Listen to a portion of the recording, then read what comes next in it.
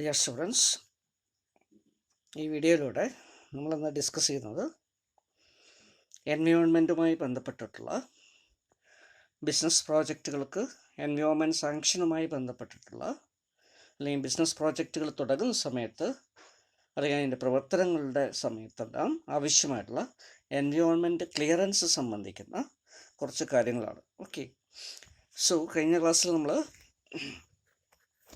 SCBA കുറിച്ച് നോക്കി, social cost benefit അനാലിസിസിനെ കുറിച്ച് നോക്കി.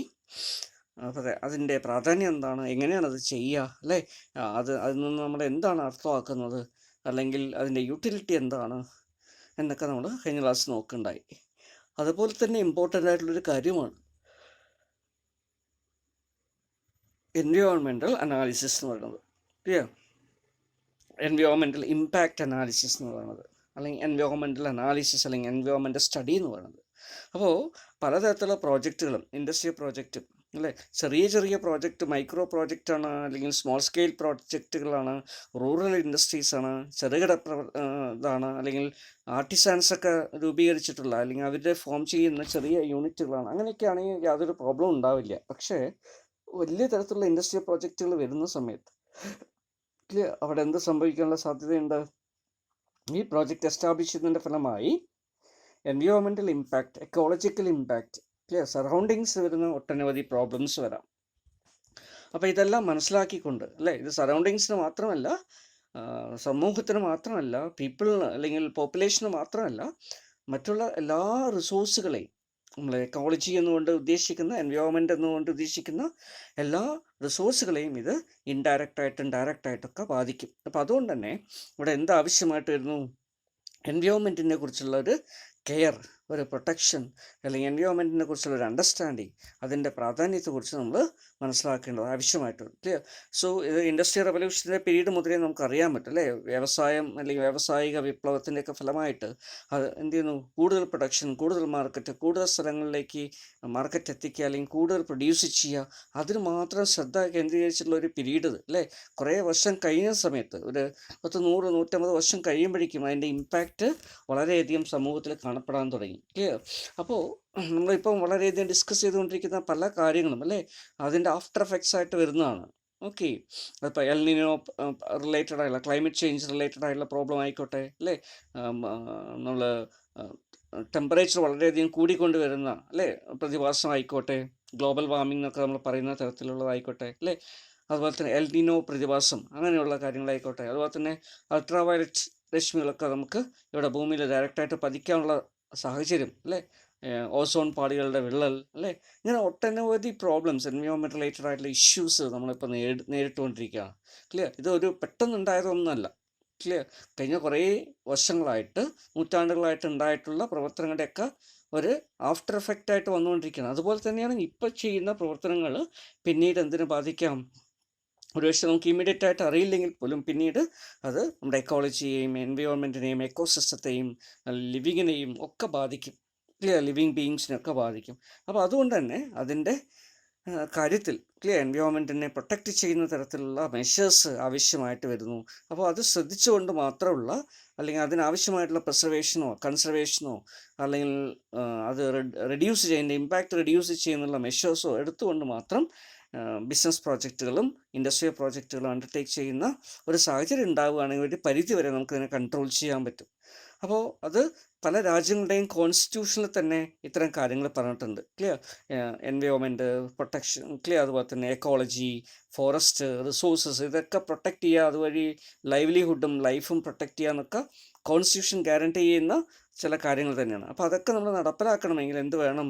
നമുക്ക് അതിനനുസരിച്ചുള്ളൊരു ഫ്രെയിം വർക്ക് ആവശ്യമായിട്ടുണ്ട്. ക്ലിയർ? അപ്പോൾ ബിസിനസ്സുകൾക്ക് ഗവൺമെൻറ് റെഗുലേഷൻസ് ബാധകമാണ്, അല്ലേ, പ്രോജക്റ്റ് ക്ലിയറൻസിനും, അല്ലേ, ഒരു ബിസിനസ് പ്രോജക്റ്റിനും അതിൻ്റെ ക്ലിയറൻസ് കിട്ടുന്നതിന് വേണ്ടി, NOC കിട്ടുന്നതിന് വേണ്ടി, ഒബ്ജക്ഷൻ ഇല്ലാത്ത രീതിയിൽ ഒരു പോസിറ്റീവായിട്ടുള്ള ക്ലിയറൻസ് കിട്ടാൻ വേണ്ടി നമ്മൾ ചില മെഷേഴ്സ് എടുക്കണം. ഓക്കെ, അത് എൻവയോൺമെൻറ്റിനെ ബാധിക്കുന്ന ഒരു കേസാണെങ്കിൽ ക്ലിയറൻസ് കിട്ടാത്തൊരു സാഹചര്യം വരും. സോ ഇതുമായി ബന്ധപ്പെട്ട് നമ്മൾ നോക്കുകയാണെങ്കിൽ കുറേയധികം നിയമങ്ങൾ നമുക്ക് കാണാൻ പറ്റും. ക്ലിയർ? അപ്പോൾ ബ്രിട്ടീഷുകാരുടെ സമയം മുതൽ തന്നെ ഇങ്ങനെയുള്ള നിയമങ്ങളൊക്കെ ഉണ്ട്. Clear? So the shore nuisance, that is Bombay and Colaba act of 1853. Clear, ഒരു പണ്ടുള്ള ഒരു ബ്രിട്ടീഷുകാരുടെ സമയത്തുള്ളൊരു നിയമമാണ്. Okay, the 2 decades after that have been seen a huge number of enactments within the country environment law. അല്ലേ, ഇപ്പോൾ കുറേയധികം നിയമങ്ങൾ നമുക്ക് ഇതുമായി ബന്ധപ്പെട്ടിട്ട് അതിന് ശേഷമൊക്കെ വന്നിട്ടുണ്ട്. ഓക്കെ, പ്രത്യേകിച്ച് നമ്മുടെ സ്വാതന്ത്ര്യത്തിന് ശേഷം ഭരണഘടനയൊക്കെ നിലവിൽ വന്ന ശേഷം വന്നിട്ടുണ്ട്. So one of them was related to the environmental clearance regulation. Okay, the environmental clearance regulation is one of the process by which public activities is hampered in order to protect the environment. Clear? Environment പ്രൊട്ടക്ഷനുമായി ബന്ധപ്പെട്ടുകൊണ്ട് അതിനെ protect ചെയ്യുന്നതിന് വേണ്ടി clear ആക്ടിവിറ്റികൾക്കും പ്രവർത്തനങ്ങൾക്കൊക്കെ എന്ത് ചെയ്യുക, ചില നിയന്ത്രണങ്ങൾ കൊണ്ടുവരിക. Okay, so the environment clearance is solely argued by the government all over the world, wherein India or abroad. Clear? So it is a particular direction. In this direction, a beginning in our country was made with the environmental impact assessment of river valley projects in 1978-79. Clear? 1978-79 ഇങ്ങനെ ഒരു പ്രോജക്റ്റായിട്ട് സ്കീമായിട്ട് കൊണ്ടുവന്ന river Valley projects എന്നുള്ള രീതിയിൽ. Okay, അപ്പോൾ അതിൻ്റെ ഒരു പ്രത്യേകത അനുസരിച്ച് നദീതടങ്ങളുമായി അനുബന്ധിച്ച് വരുന്ന പ്രോജക്റ്റുകൾ അതിന് ക്ലിയറൻസ് കൊടുക്കുന്നു. പ്രത്യേകിച്ച് ഇൻഫ്രാസ്ട്രക്ചർ റിലേറ്റഡ് ആയുള്ള ഇലക്ട്രിസിറ്റി പ്രൊഡക്ഷനോ അല്ലെങ്കിൽ ഡാമുകളോ അല്ലെങ്കിൽ മറ്റതൊക്കെ കൺസ്ട്രക്ട് ചെയ്യുമ്പോൾ അല്ലെങ്കിൽ ഇൻഡസ്ട്രിയൽ പ്രോജക്റ്റൊക്കെ കൺസ്ട്രക്ട് ചെയ്യുമ്പോൾ അതിൻ്റെ ഇമ്പാക്റ്റ് മനസ്സിലാക്കുന്നതിന് വേണ്ടി കൊണ്ടുവന്നൊരു പ്രോജക്റ്റായിട്ടാണ് വിഭാവനം ചെയ്തിട്ടുണ്ടായിരുന്നത് 78-79. So the scope of the legal framework has completely been enhanced over to cover all the sections, all other sectors as well, apart from that was already covered. Clear? So the river valley മാത്രമല്ല മറ്റുള്ള സെക്ടേഴ്സും subsequently പിന്നീട് അതിലേക്കൊക്കെ ശ്രദ്ധ വന്നു. അപ്പോൾ ആദ്യം river Valley related ആയിട്ടുള്ള projects ആണ് കൂടുതൽ നമ്മൾ ശ്രദ്ധിച്ചിരുന്നത്. പിന്നീട് മറ്റുള്ള സെക്ടേഴ്സിലേക്കും പ്രോജക്റ്റുകളിലേക്കും വരുന്നു എന്നുള്ളതാണ് നമുക്ക് കാണാൻ പറ്റുന്നത്. ഓക്കെ, തെർമൽ പവർ ആയിക്കോട്ടെ, അതുപോലെ തന്നെ ഫെർട്ടിലൈസറിൻ്റെ നിർമ്മാണം ആയിക്കോട്ടെ, അതുപോലെ തന്നെ മൈനിങ് ഇൻഡസ്ട്രീസ് ആയിക്കോട്ടെ, ഇവിടെയൊക്കെ ഇതിൻ്റെ ഇമ്പാക്റ്റ് പിന്നീട് വന്നതായിട്ട് നമുക്ക് കാണാൻ പറ്റും. So what is environment clearance regulation? Environment clearance is referred to as a procedure that involves obtaining government clearance and government permission for certain projects to be developed or even to modify or to install various project. Clear? അപ്പോൾ ഏതെങ്കിലും ഒരു project, business project, industrial project start ചെയ്യുന്നതിന് മുമ്പ്, develop ചെയ്യുന്നതിന് മുമ്പ്, അല്ലെങ്കിൽ അത് നിലവിലുള്ള ഒരു പ്രോജക്റ്റിനെ മോഡിഫൈ ചെയ്യുന്നതിന് മുമ്പ്, അതല്ലെങ്കിൽ നിലവിലുള്ള ഒരു പ്രോജക്റ്റിനെ ഇൻസ്റ്റാൾ ചെയ്യുന്നതിന് വേണ്ടി, ഒരു പ്രോജക്റ്റിൻ്റെ ഭാഗമായുള്ള മെഷീനറീസ് ഇൻസ്റ്റാൾ ചെയ്യുന്നതിന് വേണ്ടി ഒക്കെ ഗവൺമെൻറ്റിൻ്റെ ക്ലിയറൻസ് അല്ലെങ്കിൽ ഗവൺമെൻറ്റിൻ്റെ സർട്ടിഫിക്കേഷൻ ആവശ്യമായിട്ട് വരുന്നു. ക്ലിയർ? ഇങ്ങനെയുള്ളൊരു റെഗുലേഷൻ പറയുന്ന പേരാണ് എൻവയോൺമെൻറ്റൽ ക്ലിയറൻസ് റെഗുലേഷൻ. ക്ലിയർ? അപ്പോൾ ഇതെന്തിനാണ് കൊണ്ടുവന്നിരിക്കുന്നത് നമുക്ക് അറിയാൻ പറ്റില്ല, അതിൻ്റെ ഉദ്ദേശം ശുദ്ധിയാണ്. അപ്പോൾ എൻവയോൺമെൻറ്റ് പ്രൊട്ടക്ട് ചെയ്യുന്നതിന് വേണ്ടി സാധാരണ നമ്മൾ എല്ലായിടത്തും പ്രൊട്ടക്ട് ചെയ്യണമെന്നാണ് ചെയ്യുക. അപ്പോൾ എന്ത് ചെയ്യുന്നു, അതിന് ഇമ്പാക്റ്റ് ഉണ്ടോ ഇല്ലയോ നോക്കി ഈ പ്രോജക്റ്റുകൾ സ്റ്റാർട്ട് ചെയ്യണമെങ്കിൽ ഗവൺമെൻറ്റിൻ്റെ പെർമിഷൻ അല്ലെങ്കിൽ NOC അല്ലെങ്കിൽ ക്ലിയറൻസ് വേണമെന്ന് പറഞ്ഞു. അപ്പോൾ ഗവൺമെൻറ് എന്ത് ചെയ്യണം, അവരുടെ ഏജൻസികളെ ഉപയോഗിച്ച് ഇത് വിലയിരുത്തി അത് നൽകാൻ പറ്റുമോ, ക്ലിയറൻസ് കൊടുക്കാൻ പറ്റുമോ, എൻവയോൺമെൻറ്റൽ പ്രോബ്ലം വരുമോ ഇല്ലയോ എന്നൊക്കെ അസസ് ചെയ്ത് അതിന് ശേഷം മാത്രം അത് കൊടുക്കുന്നു. So it is mandatory four to first get that is government clearance for the project that can cause high damage to the environment. എൻവയോൺമെൻറ്റിന് ഡാമേജ് വരുത്തുന്നതോ അല്ലെങ്കിൽ ഡാമേജ് വരുത്താൻ സാധ്യതയുള്ളതോ പൊല്യൂഷൻ ഉണ്ടാവാൻ സാധ്യതയുള്ളതോ ആയിട്ടുള്ള ഇൻഡസ്ട്രീസ് തുടങ്ങുന്നതിന് മുമ്പ് ആദ്യം ഗവൺമെൻറ് സാങ്ഷൻ ആവശ്യമായിട്ട് വരുന്നു. So the clearance is completely mandatory for areas that are ecologically fragile regardless of what type of industry. അല്ലേ, ഏത് പ്രോജക്റ്റാണ് ഏത് ഇൻഡസ്ട്രി ആണെന്ന് നോക്കാതെ തന്നെ എക്കോളജിക്കലി ഫ്രജൈൽ ആയിട്ടുള്ള അല്ലേ അല്ലെങ്കിൽ എക്കോളജിക്കലി എൻവയോൺമെൻ്റലി സെൻസിറ്റീവ് ഏരിയ എന്ന് പറയും, ESA ഏരിയ. ക്ലിയർ? അപ്പോൾ അത്തരത്തിൽ സെൻസിറ്റീവ് ഏരിയ അല്ലെങ്കിൽ എക്കോളജിക്കലി ഫ്രജൈൽ ആയിട്ടുള്ള ഏരിയാസിലൊക്കെ ഒരു ബിസിനസ്സോ ഇൻഡസ്ട്രിയോ അല്ലെങ്കിൽ പ്രോജക്റ്റോ അല്ലെങ്കിൽ എസ്റ്റാബ്ലിഷ്മെൻറ്റോ തുടങ്ങുമ്പോൾ അതിന് മുമ്പായിട്ട് എന്ത് ചെയ്യണം, ക്ലിയറൻസ് ആവശ്യമായിട്ട് വരുന്നു. ക്ലിയർ? അപ്പോൾ ഇതിനെ സംബന്ധിച്ചുള്ള ഡിസ്കഷൻസ് ഒക്കെ ഒരുപക്ഷെ നിങ്ങളും കേട്ടിട്ടുണ്ടാവും ന്യൂസുകളിലൂടെയും അതുപോലെ മീഡിയയിലൂടെയൊക്കെ ഉള്ള ഡിസ്കഷൻസ് വഴി. Okay, so in India it is mandatory for the environmental clearance to go through the environmental impact assessment. അപ്പോൾ എൻവയോൺമെൻറ്റ് ക്ലിയറൻസ് ഗവൺമെൻറ്റിൽ നിന്ന് കിട്ടണമെങ്കിൽ എന്ത് ചെയ്യണം? So project should go through the EIA. Environmental impact assessment. Okay, എൻവയോൺമെൻറ്റിന് എന്തുമാത്രം impact വരുന്നു എന്ന് നമ്മൾ അസസ് ചെയ്യുന്നു. അതിനൊരു ഫ്രെയിം വർക്ക് ഉണ്ട്. ആ ഫ്രെയിം വർക്ക് അനുസരിച്ച്, പ്രൊസീജിയർ അനുസരിച്ച് എന്ത് ചെയ്യണം, ഇമ്പാക്റ്റ് സ്റ്റഡി ചെയ്ത് റിപ്പോർട്ട് ജനറേറ്റ് ചെയ്ത്, അതിന് അപ്രൈസൽ ചെയ്ത് റിപ്പോർട്ട് ജനറേറ്റ് ചെയ്ത്, അതിൻ്റെ അടിസ്ഥാനത്തിലാണ് ഗവൺമെൻറ് ഏജൻസീസോ മിനിസ്ട്രീസോ എൻവയോൺമെൻറ്റ് മിനിസ്ട്രിയോ എന്ത് ചെയ്യുന്നത്, പ്രോജക്റ്റുകൾക്ക് സാങ്ഷൻ കൊടുക്കുക. ഓക്കെ, അപ്പോൾ അതുകൊണ്ട് തന്നെ EIA ഫ്രെയിം വർക്കിലൂടെ കടന്നു പോകേണ്ടതായിട്ട് വരുന്നു. So government has also made it a list of projects that have to be mandatorily go through the environmental clearance as they are highly polluting in nature. ചില ഇൻഡസ്ട്രീസിന് mandatory clearance ആവശ്യമാണ്. ചില industries, ചില പ്രത്യേക വിഭാഗത്തിൽ വരുന്ന ഇൻഡസ്ട്രീസിന്, പ്രത്യേകിച്ച് പൊല്യൂട്ടിങ് നേച്ചറുള്ള വിഭാഗത്തിൽ വരുന്ന ഇൻഡസ്ട്രീസിന് ക്ലിയറൻസ് ഇല്ലാതെ പ്രവർത്തിക്കാൻ സ്റ്റാർട്ട് ചെയ്യാനോ കഴിയില്ല. Okay, so the government, especially central government as well as the state government, have full authority and power to completely regulate the process. അപ്പോൾ എന്താണ് ഈ EIA, environmental impact assessment? So environmental impact assessment is said to be a tool that integrates all the environmental concerns into the process of development from the grassroots level, and it makes sure that developments is being done keeping in mind of the environment and causes no or minimal damage to the environment in the process of development. Clear? അപ്പോൾ എൻവയോൺമെൻറ്റിന് care കൊടുക്കുക, clear, എൻവയോൺമെൻറ്റിന് damage വരുത്താത്ത തരത്തിലുള്ള development കൊണ്ടുവരിക, അല്ലെങ്കിൽ ഇനി അഥവാ ചെറിയ തരത്തിലുള്ള damage വരുന്നെങ്കിൽ പോലും അത് വളരെ മിനിമൈസ് ചെയ്തതായിട്ടുള്ളൊരു ഡാമേജ് ആയിട്ട് മാറ്റുക. അങ്ങനെയുള്ള കാര്യങ്ങളൊക്കെ വരുന്ന സമയത്തെ, അല്ലേ, ഒരു ഇൻഡസ്ട്രിക്കോ ബിസിനസ്സിനോ ഒരു കൊമേഴ്ഷ്യൽ എസ്റ്റാബ്ലിഷ്മെൻറ്റിനോ അല്ലെങ്കിൽ ഗവൺമെൻറ് പ്രോജക്റ്റുകൾക്ക് തന്നെയോ സാധ്യത ഉണ്ടാവുന്നുള്ളൂ, ക്ലിയർ, അല്ലെങ്കിൽ സസ്റ്റൈനബിലിറ്റി ഉണ്ടാവുന്നുള്ളൂ. അപ്പോൾ അതുകൊണ്ട് EIA exists in the initial stage of planning of the project and make sure that all the strategies are induced to save environment from beginning stage of the industrialization. അപ്പോൾ നമ്മളൊരു പ്രോജക്റ്റിൻ്റെ starting തന്നെ ചെയ്യേണ്ട ഒരു കാര്യമാണെന്ത്, EIA എന്ന് പറയുന്നത്, clear. അപ്പോൾ അതുമായി ബന്ധപ്പെട്ടിട്ട് അസസ്മെൻ്റ് ഒക്കെ ചെയ്ത് ആവശ്യമായിട്ടുള്ള സ്ട്രാറ്റജി, ക്ലിയർ, അതിനെ കൺസർവ് ചെയ്യാൻ, പ്രൊട്ടക്റ്റ് ചെയ്യാൻ, അല്ലെങ്കിൽ ലോസ് മിനിമൈസ് ചെയ്യാൻ, ഡാമേജ് മിനിമൈസ് ചെയ്യാൻ എന്തെല്ലാം സ്ട്രാറ്റജീസ് മെഷേഴ്സ് എടുക്കാൻ പറ്റും, അതിനെക്കുറിച്ചൊരു ആക്ഷൻ പ്ലാനൊക്കെ ഉണ്ടാക്കി അതിനനുസരിച്ച് പ്രവർത്തിക്കുക. അങ്ങനെയാണെങ്കിലേ നമുക്ക് എക്കോളജിയും എൻവയോൺമെൻ്റ് ഒക്കെ പ്രൊട്ടക്റ്റ് ചെയ്യാൻ പറ്റും. So in short, we can say that EIA completely refers to the assessment and study of the environmental impact and the consequences that going to arise from an upcoming industrial project. ഒരു industrial പ്രോജക്റ്റിൻ്റെ ഭാഗമായിട്ട് വരാൻ സാധ്യതയുള്ള environmental issues എന്തൊക്കെയാണ്, അല്ലെങ്കിൽ environmental problems എന്തൊക്കെയാണ്, അതിൻ്റെ consequences എന്താണ്, impact എന്തായിരിക്കും, ഇങ്ങനെയുള്ള കാര്യങ്ങളെക്കുറിച്ച് തറവായിട്ട് നടത്തുന്ന ഒരു അസസ്മെൻ്റാണ്, ഒരു ഇവാലുവേഷനാണ്, അല്ലെങ്കിൽ ഒരു അപ്രൈസലാണ് എന്ത് പറയുന്നത്, EIA, എൻവയോൺമെൻറ്റൽ ഇമ്പാക്റ്റ് അസസ്മെൻ്റ് എന്ന് പറയുന്നത്. So important act two restrict environmental damage. Environmental damage prevent ചെയ്യുന്നതിന് വേണ്ടി, അല്ലെങ്കിൽ അത് മിനിമൈസ് ചെയ്യുന്നതിന് വേണ്ടി കുറേയധികം നിയമങ്ങൾ നമുക്കുണ്ട്, ക്ലിയർ. അപ്പോൾ അതിൽ ചില നിയമങ്ങളെ കുറിച്ചാണ് ഇവിടെ, ജനറൽ എൻവയോൺമെൻറ്റൽ ആക്ട്സിനെ കുറിച്ചാണ് ഇവിടെ പറഞ്ഞിരിക്കുന്നത്. ഒന്ന്, എൻവയോൺമെൻറ്റൽ പ്രൊട്ടക്ഷൻ ആക്ട് ഓഫ് 1986, ഇപ്പോഴും പ്രിവെയിലിംഗ് ആയിട്ടൊരു നിയമമാണത്, clear. Environment protection act of 1986, clear, വളരെ പ്രധാനപ്പെട്ട ഒരു നിയമമാണ്. എൻവയോൺമെൻറ്റ് പ്രൊട്ടക്ഷനെ കുറിച്ചുള്ള കാര്യങ്ങളൊക്കെ അതിൽ സ്റ്റേറ്റ് ചെയ്യപ്പെട്ടിരിക്കുന്നു. ദെൻ ബയോളജിക്കൽ ഡൈവേഴ്സിറ്റി ആക്ട്, അല്ലേ, നമ്മുടെ രാജ്യത്ത് പല മേഖലകളും, ക്ലിയർ, ബയോഡൈവേഴ്സിറ്റിക്ക് പേര് കേട്ടിട്ടുള്ള മേഖലകളാണ്. അപ്പോൾ അവിടെയുള്ള ബയോളജിക്കൽ ഡൈവേഴ്സിറ്റി കീപ്പ് ചെയ്യുന്നതിന് വേണ്ടി, കൺസർവ് ചെയ്യുന്നതിന് വേണ്ടി കൊണ്ടുവന്നിട്ടുള്ള നിയമമാണ്, 2002 കൊണ്ടുവന്നിട്ടുള്ള നിയമമാണ്, ക്ലിയർ.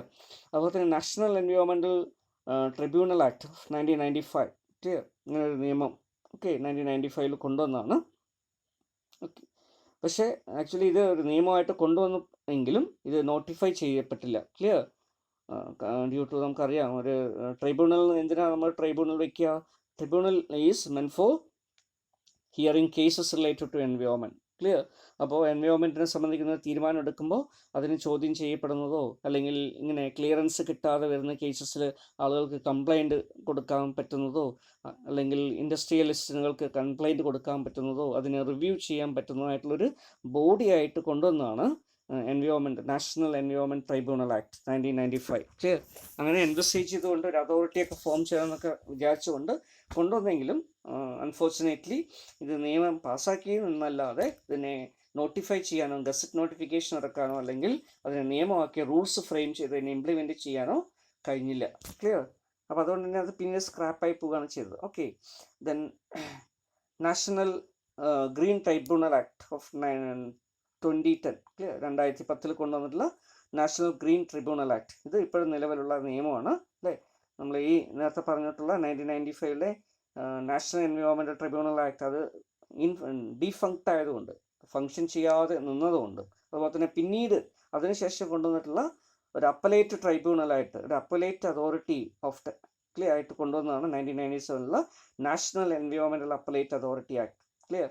അപ്പോൾ എൻവയോൺമെൻറ്റ് ക്ലിയറൻസ് കിട്ടാത്തൊരു കേസിൽ അപ്പീൽ നൽകുന്നതിന് വേണ്ടി ഉള്ള ഒരു അതോറിറ്റി ആയിട്ട് കൊണ്ടുവന്നാണ്. ഇതും പ്രവർത്തനം ആരംഭിച്ചുവെങ്കിലും വളരെ കുറച്ച് ആൾക്കാർ വെച്ചിട്ടാണ്. അതിൻ്റെ ട്രൈബ്യൂണലിൽ മിക്കവാറും ആൾക്കാർ ഉണ്ടായിരുന്നില്ല, ജുഡീഷ്യൽ മെമ്പേഴ്സിനെ പോസ്റ്റ് ചെയ്തിരുന്നില്ല, അതുപോലെ തന്നെ കുറച്ച് മെമ്പേഴ്സ് മാത്രം വെച്ചിട്ട് അത് സ്റ്റാർട്ട് ചെയ്തതുകൊണ്ട് അങ്ങനെയുള്ള കുറേ റിലേറ്റഡ് ആയിട്ടുള്ള അഡ്മിനിസ്ട്രേറ്റീവ് റിലേറ്റഡ് ആയിട്ടുള്ള പ്രോബ്ലം ഉണ്ട്. മിക്കവാറും ബ്യൂറോക്രാറ്റ്സ് ഒക്കെ തന്നെയായിരുന്നു ഇതിനെ ഹെഡ് ചെയ്തിരുന്നത്. അങ്ങനെയുള്ള പല റീസൺസ് കൊണ്ട് ഇതും പിന്നീട് ഡീഫങ്ക്റ്റ് ആയിട്ട് മാറുകയാണ് ചെയ്തത്. ഇങ്ങനെ ഈ രണ്ട് അതോറിറ്റീസും ട്രൈബ്യൂണൽസും ഇത് ഡീഫങ്ക്റ്റ് ആയതുകൊണ്ട് ഇതിനെ രണ്ടിനെയും കൂടെ സബ്സ്യൂം ചെയ്തിട്ട് പുതിയൊരു നിയമമായിട്ട് കൊണ്ടുവന്നാണ് 2010 national green tribunal act. Clear? കുറച്ചുകൂടെ എൻ്റെ സ്കോപ്പ് എൻലാർജ് ചെയ്തിട്ട് കൊണ്ടുവന്നാണ് ഗ്രീൻ ട്രൈബ്യൂണൽ ആക്ട് എന്ന് പറയുന്നത്. ക്ലിയർ? ഇപ്പോഴും നിലവിലുള്ള ഒരു നിയമമാണ്. അതിനനുസരിച്ചുള്ള ഫ്രെയിം വർക്ക് അനുസരിച്ച് ട്രൈബ്യൂണൽ ഉണ്ട്, അവിടെ മെമ്പേഴ്സ് ഉണ്ട്. ഇങ്ങനെ എൻവയോൺമെൻറ്റ് റിലേറ്റഡ് ആയിട്ടുള്ള കേസുകളൊക്കെ വിചാരണ ചെയ്യപ്പെടുന്നത് ഈ ട്രൈബ്യൂണലാണ് ആദ്യം. ക്ലിയർ? ഈ ഘട്ടത്തിൽ നിന്നതിന് ശേഷം അപ്പീൽ ഉണ്ടെങ്കിൽ മാത്രമേ നമ്മൾ സുപ്രീം കോടതിയെ സമീപിക്കാൻ പറ്റുള്ളൂ. ഓക്കെ, സോ അതുപോലെ തന്നെ the type and categories of environment clearance regulation. അപ്പോൾ അതിനെക്കുറിച്ചാണ് നമ്മൾ അടുത്ത് നോക്കുന്നത്. എന്തെല്ലാം തരത്തിലുള്ള ടൈപ്പും കാറ്റഗറീസാണ് ഇതുമായി ബന്ധപ്പെട്ടുള്ളത്. ക്ലിയർ? അത് സെപ്പറേറ്റ് ഐറ്റം അല്ല, this is A heading. Clear? Types and categories. അപ്പോൾ ഇതിനു വേണ്ടി there are about 39 type of industrial projects that require mandatory environmental screening. Clear? അപ്പോൾ EIA എൻവയോൺമെൻറ്റൽ ഇമ്പാക്റ്റ് അസസ്മെൻറ്റിൻ്റെ ഭാഗമായി സ്ക്രീനിങ്ങിനൊക്കെ വിധേയമാക്കുന്നതിന് വേണ്ടി 39 കാറ്റഗറിയോളം ഐഡൻറ്റിഫൈ ചെയ്തിട്ടുണ്ട്. അങ്ങനെയുള്ള എല്ലാ ഇൻഡസ്ട്രീസും സ്ക്രീനിങ്ങിന് വിധേയമാകണം. ക്ലിയർ? അപ്പോൾ സ്ക്രീനിങ്ങിൽ എന്താ ചെയ്യുക? ഇത് എൻവയോൺമെൻറ്റ് പ്രോബ്ലം ഉണ്ടാക്കുകയോ ഇല്ല എന്നൊരു പ്രിലിമിനറി സ്റ്റഡിയാണ് ചെയ്യുക. ക്ലിയർ? അതിൽ ക്വാളിഫൈ ചെയ്യുന്ന ഇൻഡസ്ട്രീസിന് നമ്മൾ എന്ത് ചെയ്യുന്നു? ചില കേസസിൽ താൽക്കാലികമായിട്ട് കൊടുക്കും. ക്ലിയർ? അല്ലെങ്കിൽ ബാക്കിയുള്ള കേസസിൽ ഡീറ്റെയിൽ ആയിട്ടുള്ള സ്റ്റഡിയിലേക്ക് നമ്മൾ പോകും. Okay, so the main purpose of this is solely to assess the impact of the upcoming project. അപ്പോൾ അതിനു വേണ്ടി നമ്മൾ EIA ചെയ്യുന്നത്. ഓക്കെ, ഇമ്പാക്റ്റ് മനസ്സിലാക്കാൻ വേണ്ടി എൻവയോൺമെൻറ്റിൽ വരുന്ന ഇമ്പാക്റ്റ്, പൊല്യൂഷൻ്റെ ഫലമായിട്ട് വരുന്ന ഇമ്പാക്റ്റ്, അല്ലെങ്കിൽ പ്രവർത്തന ഫലമായിട്ട് വരുന്ന ഇമ്പാക്റ്റ്, അല്ലേ, ലാൻഡും റിസോഴ്സസ് ഒക്കെ ഉപയോഗിക്കുന്നതിൻ്റെ ഫലമായിട്ട് വരുന്ന ഇമ്പാക്റ്റ്, വാട്ടർ ബോഡീസും അതുമായി ബന്ധപ്പെട്ടുള്ള കാര്യങ്ങളൊക്കെ ഉപയോഗിക്കുന്നതിൻ്റെ ഫലമായിട്ട് വരുന്ന ഇമ്പാക്റ്റ്, ഇങ്ങനെയുള്ള എല്ലാ ഇമ്പാക്റ്റും ഇതിലൂടെ സ്റ്റഡി ചെയ്യപ്പെടുന്നു. അപ്പോൾ ഇതിനു വേണ്ടി എന്ത് ചെയ്തിട്ടുണ്ട്? ഇൻഡസ്ട്രീസിനെ, ഈ 39 ഇൻഡസ്ട്രീസ് പറഞ്ഞു, അപ്പോൾ അതിനെ ക്ലാസിഫൈ ചെയ്തിട്ടുണ്ട്. Category A type of industry ഉണ്ട്, കാറ്റഗറി B ഉണ്ട്, കാറ്റഗറി B തന്നെ ക്ലിയർ, B1 ഉണ്ട്, B2 ഉണ്ട്. ഓക്കെ, ഇതിൻ്റെ ഒരു പ്രത്യേകത എന്ന് പറയുന്നത് കാറ്റഗറി A എന്ന് പറയുന്നത് these projects require mandatory environmental clearance in order for them to develop and operated. Clear? ഇങ്ങനെയുള്ള പ്രോജക്റ്റ്, ഈ വിഭാഗത്തിൽ വരുന്ന പ്രോജക്റ്റുകൾ സ്റ്റാർട്ട് ചെയ്യണമെങ്കിൽ, ഓപ്പറേറ്റ് ചെയ്യണമെങ്കിൽ, പ്രവർത്തിക്കണമെങ്കിൽ, തുടങ്ങണമെങ്കിൽ ഒക്കെ എന്ത് ചെയ്യണം? എൻവയോൺമെൻറ്റ് ക്ലിയറൻസ് കിട്ടിയ ശേഷം മാത്രമേ ചെയ്യാൻ പറ്റൂ. അപ്പോൾ എൻവയോൺമെൻറ്റ് ക്ലിയറൻസ് കിട്ടണമെങ്കിൽ എന്ത് ചെയ്യണം? ഗവൺമെൻറ് എന്ന് കിട്ടണമെങ്കിൽ ആദ്യം EIA കണ്ടക്ട് ചെയ്യണം. ക്ലിയർ? ഇമ്പാക്റ്റ് അസസ്മെൻറ്റ് ചെയ്യണം. ഇമ്പാക്റ്റ് അസസ്മെൻറ്റ് ചെയ്യണമെങ്കിൽ എന്ത് ചെയ്യണം? അപ്പോൾ ഇതിനെല്ലാം സ്ക്രീൻ ചെയ്യണം. ക്ലിയർ? അതുമായി ബന്ധപ്പെട്ട ഡാറ്റ കളക്ട് ചെയ്യണം, അതിൻ്റെ സ്കോപ്പിംഗ് ചെയ്യണം. ക്ലിയർ? അങ്ങനെ കുറേ കാര്യങ്ങൾ, അതിൻ്റെ സ്റ്റെപ്സ് നമ്മൾ താഴെ നോക്കുന്നുണ്ട്. ഇതെല്ലാം ചെയ്ത് കഴിഞ്ഞ് റിപ്പോർട്ട് ജനറേറ്റ് ചെയ്ത് ആ റിപ്പോർട്ടിൽ പോസിറ്റിവിറ്റി വളരെ കൂടുതലുണ്ട്, നെഗറ്റിവിറ്റി അല്ലെങ്കിൽ എൻവയോൺമെൻറ്റ് ഡാമേജ് അത്രത്തോളം വരില്ല, അങ്ങനെയൊക്കെ നോക്കിയാൽ മാത്രമേ, ഉണ്ടെങ്കിൽ മാത്രമേ എന്ത് ചെയ്യുള്ളൂ? ക്ലിയറൻസ് കിട്ടുള്ളൂ. ക്ലിയറൻസ് കിട്ടിയാലേ ഇത് തുടങ്ങാൻ പറ്റൂ. Clear? So that is called category A industry. അപ്പോൾ അതിൽ വരാവുന്ന കുറച്ച് ഐറ്റംസ്, ക്ലിയർ, അത് തുടങ്ങണമെങ്കിൽ, അത്തരം കാറ്റഗറി ഓഫ് പ്രോഡക്ട്സ് നമുക്ക് സ്റ്റാർട്ട് ചെയ്യണമെങ്കിൽ, പ്രോജക്റ്റുകൾ സ്റ്റാർട്ട് ചെയ്യണമെങ്കിൽ, അല്ലെങ്കിൽ ഇൻഡസ്ട്രിയൽ പ്രോജക്റ്റ് സ്റ്റാർട്ട് ചെയ്യണമെങ്കിൽ നമുക്ക് മാൻഡേറ്ററി ക്ലിയറൻസ് വാങ്ങിച്ചുകൊണ്ട് മാത്രമേ ചെയ്യാൻ പറ്റൂ. എവിടെ നിന്നാണ് ക്ലിയറൻസ് വാങ്ങിക്കുക? Ministry of environment and forest and climate change എന്നാണ് അതിനെ അറിയപ്പെടുന്നത്. Clear? So previously it was ministry of forest, പിന്നീട് അതിനെ ministry of environment and forest ആക്കി മാറ്റി, പിന്നീട് വീണ്ടും അത് റീനെയിം ചെയ്ത് ministry of environment, forest and climate change. Clear? So nowadays it is called as like this. Then category B industries അത്രത്തോളം impact വരുന്നില്ല, പക്ഷേ അതും വളരെ ശ്രദ്ധിച്ച് കൈകാര്യം ചെയ്യണം. അതുകൊണ്ട് തന്നെ കാറ്റഗറി B എന്ന് പറയുന്നു. So these upcoming projects undergo A mandatory screening process. ഇവരെന്ത് ചെയ്യുന്നു? ക്ലിയറൻസിന് പോകുന്നതിന് മുമ്പ് ഒരു സ്ക്രീനിങ്ങിന് വിധേയമാകുന്നു. ക്ലിയർ? അപ്പോൾ സ്ക്രീനിങ്ങിൽ ഇതിൻ്റെ നേച്ചർ അനുസരിച്ച് അതിൽ നിന്ന് കിട്ടുന്ന ഇൻപുട്ട് അനുസരിച്ചിട്ടാണ് ഇത് തുടങ്ങണോ വേണ്ടയോ എന്ന് പിന്നീട് നിൽക്കുക. അത് ക്ലിയറൻസിന് പോകണോ വേണ്ടയോ എന്ന് നോക്കുക. Clear? So they go to the state governments for clearance. Clear? ഇങ്ങനെയുള്ള പ്രോജക്റ്റ് എന്ത് ചെയ്യുന്നു? സ്റ്റേറ്റ് ഗവൺമെൻറ് അടുത്ത് പോകും ക്ലിയറൻസിന് വേണ്ടി. അപ്പോൾ സെൻട്രൽ ഗവൺമെൻറ് സ്റ്റേറ്റ് ഗവൺമെൻറ്റിലേക്ക് വരും. സ്റ്റേറ്റ് ഗവൺമെൻറ് പരിശോധിച്ച ശേഷം ക്ലിയറൻസ് കൊടുക്കുകയാണെങ്കിൽ വീണ്ടും അത് എവിടേക്ക് പോകുന്നു? അത് തുടങ്ങാൻ പറ്റുകയോ ഒക്കെ ചെയ്യും. ക്ലിയർ? അല്ലെങ്കിൽ വീണ്ടും റെഫർ ചെയ്യുകയാണെങ്കിൽ സെൻട്രൽ ഗവൺമെൻറ് വീണ്ടും EIA ഒക്കെ കണ്ടക്ട് ചെയ്ത് ക്ലിയറൻസ് കൊടുക്കും. Okay. Then projects falling under this category is further categorized into B1 and B2. ഇതിൽ B1 കാറ്റഗറി എന്ന് പറയുന്നത് ക്ലിയറൻസ് ആവശ്യമുള്ള വിഭാഗമാണ്. ക്ലിയർ? ദെൻ B2 എന്ന് പറയുന്നത് സ്ക്രീനിങ് പാസ്സാവുകയാണെങ്കിൽ എന്ത് വേണ്ട? ക്ലിയറൻസ് ആവശ്യമില്ല. ക്ലിയർ? അങ്ങനെയുള്ള വിഭാഗമാണ് ഏതെന്ന് പറയുന്നത്? B2 എന്ന് പറയുന്നത്. Clear?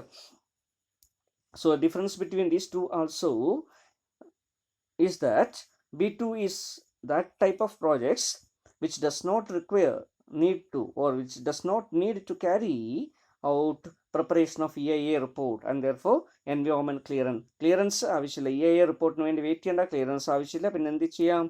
It can be started after സ്ക്രീനിങ്ങിൽ ഓക്കെ ആണെങ്കിൽ ഡയറക്റ്റ് ആയിട്ട് എന്ത് ചെയ്യുന്നു?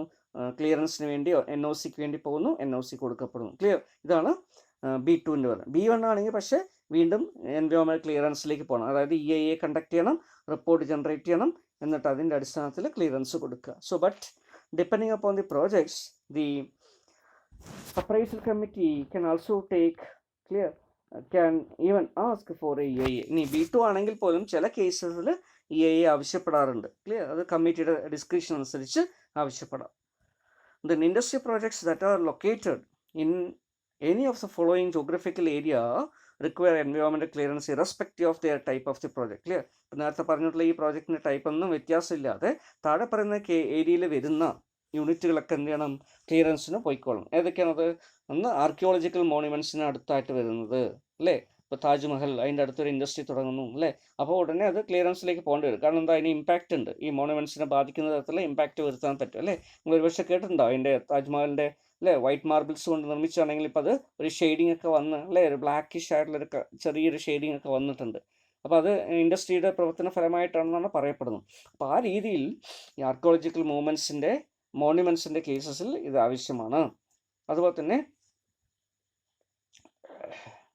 സീനിക് ഏരിയാസ് ഒക്കെ വരുന്ന പ്രദേശങ്ങൾ, religious and holistic places, beach റിസോർട്ടുകൾ, ഹിൽ റിസോർട്ടുകൾ, കോസ്റ്റൽ ഏരിയാസ്, അതുപോലെ ഗൾഫ് ഏരിയാസ്, കടലിടുക്കൾ എന്നൊക്കെ പറയുന്നത്. ക്ലിയർ? അതുപോലെ തന്നെ എസ്റ്റോറീസ്, ഓക്കെ, ഈ അഴിമുഖം അങ്ങനെയൊക്കെ വരുന്ന പ്രദേശങ്ങൾ, biosphere reserves, national lakes and swamps, national പാർക്കുകൾ, സാങ്ച്വറീസ്, അല്ലേ? അതുപോലെ seismic zones, then areas of scientific and geological interest, then tribal settlements, defence installations ഉള്ള പ്രദേശങ്ങൾ, ബോർഡർ ഏരിയാസ്, എയർപോർട്ട്സുമായി അനുബന്ധിച്ചുള്ള പ്രദേശങ്ങൾ, ഇവിടെയൊക്കെ ക്ലിയറൻസ് ആവശ്യമാണ്, അല്ലേ? അപ്പോൾ പലപ്പോഴും ഇങ്ങനെയുള്ള കേസസിലൊക്കെ നമുക്ക് ഒരുപക്ഷെ കേട്ടിട്ടുണ്ടാവും, അല്ലേ? ഇപ്പോൾ സൈലൻറ്റ് വാലി നമുക്കിവിടെ ഒരു പ്രോജക്റ്റ്, ഒരു ഇലക്ട്രിസിറ്റി ജനറേഷൻ പ്രോജക്റ്റ് ഉണ്ടായിരുന്നു. ക്ലിയർ? അത് എൻവയോൺമെൻറ്റ് ക്ലിയറൻസ് കിട്ടാത്തതുകൊണ്ട് നടപ്പിലാക്കാൻ പറ്റാതെ അങ്ങനെ മാറ്റിവെച്ചിട്ടുള്ളൊരു കാര്യമാണത്. ക്ലിയർ? എന്താ കാരണം? അവിടെ നാഷണൽ പാർക്കാണ്, അല്ലേ? സൈലൻറ്റ് വാലി എന്ന് പറയുന്നത് നാഷണൽ പാർക്കാണ്. മാത്രമല്ല റിവർ ബെഡ് കൂടെയാണ് അതിൻ്റെ, അല്ലേ? അപ്പോൾ അവിടെ എക്കോളജിക്കലായിട്ടുള്ള പ്രോബ്ലംസ് വരും. മാത്രമല്ല വളരെയധികം ബയോഡൈവേഴ്സിറ്റി ഉള്ള ഒരു ഏരിയ കൂടെയാണ്. അപ്പോൾ അതുകൊണ്ട് എൻവയോൺമെൻറ്റ് ക്ലിയറൻസ് കിട്ടിയില്ല. ഓക്കെ, അതുകൊണ്ട് അത് സ്റ്റാർട്ട് ചെയ്യാൻ പറ്റിയില്ല. അതുപോലെ തന്നെ എയർപോർട്ട്, ക്ലിയർ? ചില എയർപോർട്ടൊക്കെ വരുന്ന സമയത്ത് നിങ്ങളൊരു പക്ഷേ കേട്ടിട്ടുണ്ടാവും, അല്ലേ? റീസെൻ്റ്ലി ചില ഒരു പ്രൈവറ്റ് എയർപോർട്ടിന് വേണ്ടിയുള്ള ശ്രമം നടന്നു. അത് ക്ലിയറൻസ് കിട്ടാത്തതുകൊണ്ട് അത് ഡ്രോപ്പ് ചെയ്യേണ്ടി വന്നു. ക്ലിയർ? ഈ രീതിയിൽ നമുക്ക് ചില പ്രദേശങ്ങളൊന്നും അത് അനുവദിക്കില്ല, അല്ലെങ്കിൽ അതിൻ്റെ ഇമ്പാക്റ്റ് നോക്കിയിട്ട് ബാധിക്കുമെന്ന് തോന്നുകയാണെങ്കിൽ എന്ത് ചെയ്യുന്നു? ഒഴിവാക്കുകയാണ് ചെയ്യുക. So these are some of the zones which requires mandatory environment clearance. Clear? ഇതിൽ മിക്കവാറും ചില പ്രദേശങ്ങളൊക്കെ എന്താ എക്കോളജിക്കലി ഫ്രജൈൽ ആയിട്ടുള്ള അല്ലെങ്കിൽ സെൻസിറ്റീവ് ആയിട്ടുള്ള ESA എന്നൊക്കെ പറയുന്ന, ക്ലിയർ? എക്കോളജിക്കലി എൻവയോൺമെൻ്റലി സെൻസിറ്റീവ് ഏരിയാസ് ഒക്കെയാണ്. ക്ലിയർ? പരിസ്ഥിതി ലോല പ്രദേശങ്ങൾ അല്ലെങ്കിൽ പരിസ്ഥിതി ദുർബല പ്രദേശങ്ങളൊക്കെയാണ്. അപ്പോൾ ആ രീതിയിൽ ഇതിനെ കണ്ടിട്ട് വേണം ക്ലിയറൻസിലേക്ക് പോകാൻ. ഓക്കെ, ദെൻ ഇങ്ങനെയൊക്കെ ആണെങ്കിലും environmental restriction for SSI sector. നമുക്കറിയാം സ്മോൾ സ്കെയിൽ യൂണിറ്റുകൾ, മൈക്രോ യൂണിറ്റുകൾ, എല്ലാ പ്രോജക്റ്റുകളും സ്റ്റാർട്ട് ചെയ്യുമ്പോൾ ഇതെല്ലാം വേണോ? വേണ്ട. അതിനാണ് നമ്മൾ ചില ഐഡൻറ്റിഫൈഡ് സെക്ടേഴ്സ് പറഞ്ഞത് അല്ലേ. മിക്കവാറും മൈക്രോ ഇൻഡസ്ട്രീസും സ്മോൾ ഇൻഡസ്ട്രീസും ഒക്കെ പ്രവർത്തിക്കുന്നത് ക്ലിയർ ഇതുമായി ബന്ധപ്പെട്ടുള്ള ഒരു ഇൻഡസ്ട്രി ആയിരിക്കില്ല. ക്ലിയർ. അപ്പോൾ അവിടെയൊക്കെ പ്രവർത്തിക്കുന്നത് എന്തായിരിക്കും? ഇപ്പോൾ for example carpentry work related ആയിരിക്കും, അല്ലെങ്കിൽ ഗോൾഡ് സ്മിത്തോ ബ്ലാക്ക് സ്മിത്ത് റിലേറ്റഡ് ആയിട്ടുള്ള വർക്കുകളായിരിക്കും നടക്കുക, ജ്വല്ലറി വർക്കുകളായിരിക്കും നടക്കുക, അല്ലെങ്കിൽ ഹാൻഡിക്രാഫ്റ്റ് ഐറ്റംസിൻ്റെ മാനുഫാക്ചർ അങ്ങനെയുള്ള വല്ല പ്രോഡക്റ്റ് ആയിരിക്കും, അല്ലെങ്കിൽ ഫുഡ് പ്രോഡക്ട്സുകളായിരിക്കും, അഗ്രി ഓറിയൻറ്റഡ് ആയിട്ടുള്ള ബിസിനസ് ആയിരിക്കും, അല്ലെങ്കിൽ കയർ പോലുള്ള മേഖലകളിലൊക്കെ ആണെങ്കിൽ അങ്ങനെയുള്ളതായിരിക്കും.